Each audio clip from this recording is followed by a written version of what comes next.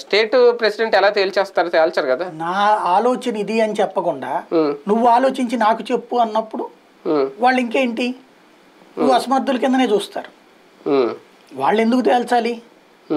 నువ్వు ఫస్ట్ నా ఉద్దేశం అంటే పదవి ఇచ్చి ఆమె కన్ఫ్యూజన్ లో ఉంచేసిందా అధిష్టానం? వాళ్ళు చాలా క్లియర్ గా చెప్పారు, పార్టీ మనం పూర్తి స్థాయిలో ప్రతి నియోజకవర్గం నుంచి పోటీ చేయాలి, ప్రిపేర్ చేయి అని చెప్పారు.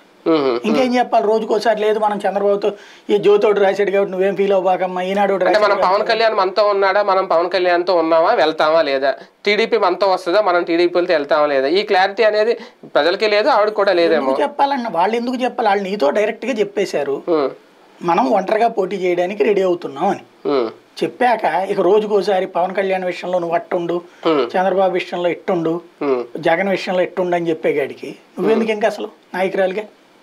అప్పుడు శుభ్రంగా వాళ్ళ ఆఫీస్ బాయ్ని పెడితే బాగా పని చేసి పెడతాడు. ప్రాక్టికల్ గా అవన్నీ పాలసీలు నీ ఇష్టం. నువ్వేదైనా చేస్తుంటే నిన్ను వద్దని అధిష్టానం ఏమైనా చెప్తే తప్పు పట్టాలి. నువ్వు అసలు ఏమీ చేయకుండా అధిష్టానం ఏమన్నా అనుకుంటదేమో అంటే ఇంకా అట్టేటప్పుడు అసలు నాయకత్వం అనవసరం. అదే కదా, అంటే ఇండివిజువల్గా డెసిషన్ తీసుకోలేకపోతున్నారు, చొరవగా తీసుకోలేకపోతున్నారు.